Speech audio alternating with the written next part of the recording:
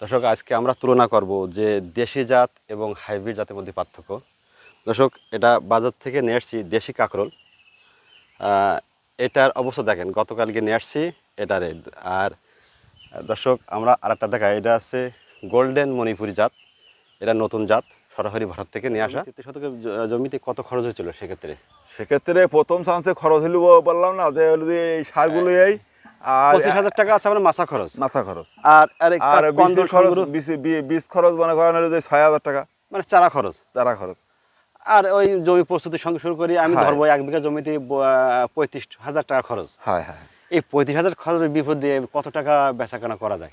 যদি বাজার মূল্য ভালো থাকে, মনে করেন অন্য বছর যেরকম বাজার মূল্য আমরা পাইছি সেই তুলনায় কথা বলতেছি, সেক্ষেত্রে মনে করেন 1 বিঘা জমির থেকে 5-6 লক্ষ টাকা বেচা কেনা সম্ভব। 6 লক্ষ টাকা গত বছর তুমি করছিলেন? হ্যাঁ।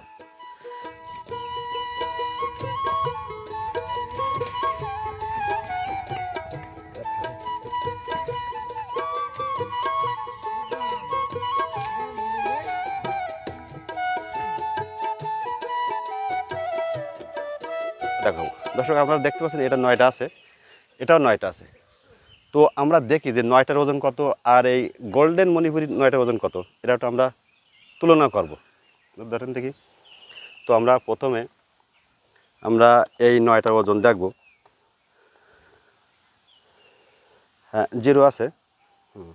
0 এই 400, ওই 18 গ্রাম, 19 গ্রাম, 20 গ্রাম এরকম 9টা। আর আমরা এটা একটু এখানে দেখিয়ে দেই, এই গোল্ডেন মণিপুরি, হাইব্রিড গোল্ডেন মণিপুরির এটা আমরা ওজন দেখবো। এটাও 9টা আছে, সংখ্যা দেখি কয়টা হলো, 1140 সামথিং। দেখি দেখি, আবার একটু দেখো দেখি, মানে 1137। ঠিক আছে, তাহলে আমরা এই 9টার ওজন 1137, আর এই 9টার ওজন 400 গ্রাম সামথিং। তো এই পার্থক্য, এই যেটা বাজার মূল্য যেটা পাওয়া যাবে, এই বাজার মূল্য তো এক হবে না দাদা, এক হবে না না, এর একটা কোয়ালিটি অন্যরকম। আর দ্বিতীয় কথা হলো কৃষকের মেন বীজ চিনতে হবে। কৃষক শুধু মায়ের খেয়েছে ফসলে এই চিন্তা ভাবনা করলে হবে না, মেন হলো জাত। জাত যদি ভালো হয় ফল তার ভালো হবে। তার দেখা তার তার প্রমাণ, এটা হলো দেশি জাতের কারকোল।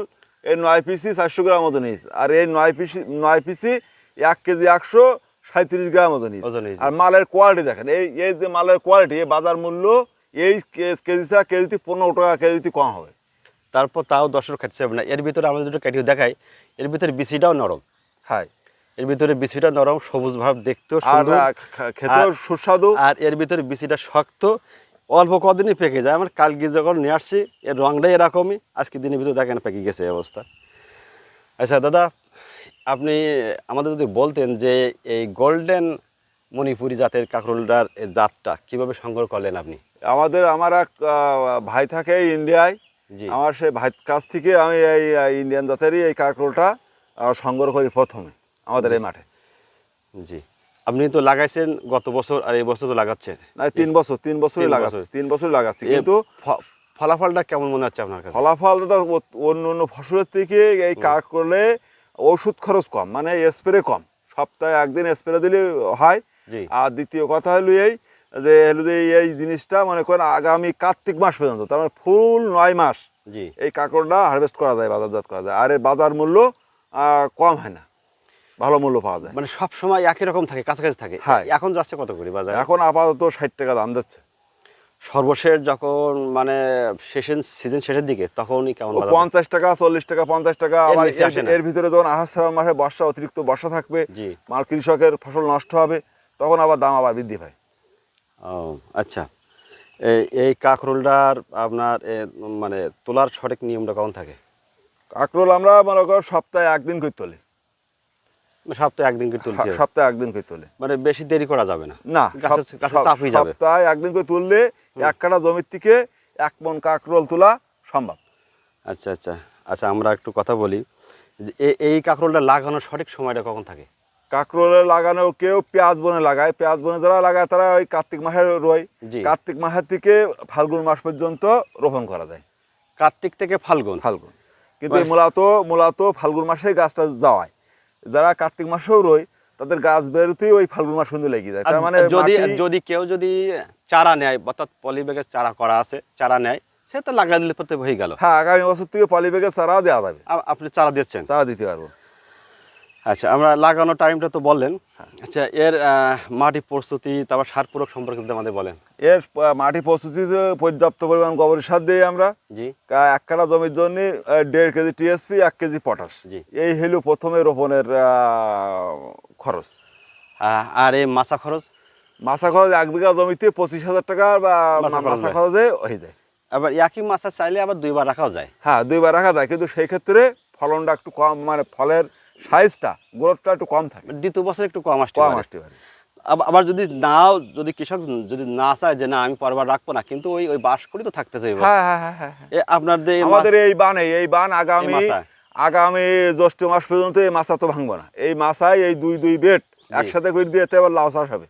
মনে করেন এই একই খরচে আমি পুরা 1 বছর এই জমির থেকে আমি ফসল তুলতে পারবো। গত বছর তো তাই করছিলেন। হ্যাঁ। স্প্রে খরচ কম, সেক্ষেত্রে কি এই ধরনের স্প্রে গুলো সমস্যা? এর একমাত্র মেন শত্রু হলো রাবার পোকা। জি।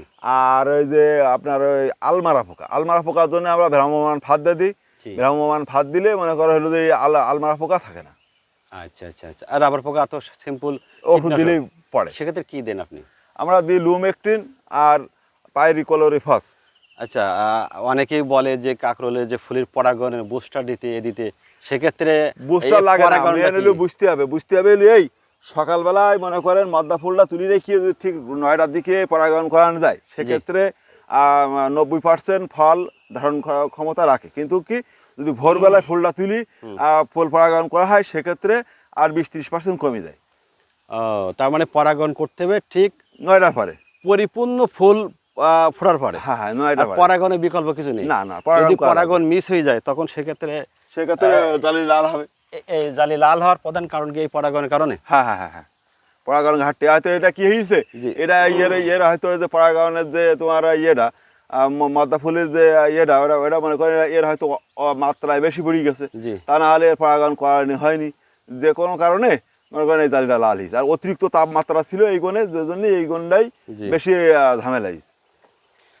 তাহলে চাষাবাদের ভিতরে আপনি এই যে কাঁকরোল চাষটা আপনি কিভাবে মনে করেন? কাঁকরোল চাষ হলো লাভজনক ফসল। দ্বিতীয় কথা হলো একবার খরচ করলে 1 বছর সেই জমি থেকে ফসল তোলা যায়। যদি কৃষকের যদি আগ্রহ থাকে যে আমি সেই জমিতে 1 বছর ভোর ফসল তৈরি করবো, সেক্ষেত্রে 1 বছর ভোরই ফসল তৈরি করা যায়। আচ্ছা, সেক্ষেত্রে জাত নির্বাচনটা কতটা গুরুত্বপূর্ণ? জাত কৃষকের মেন হলো বীজ ভালো হলে ফল ভালো হবে।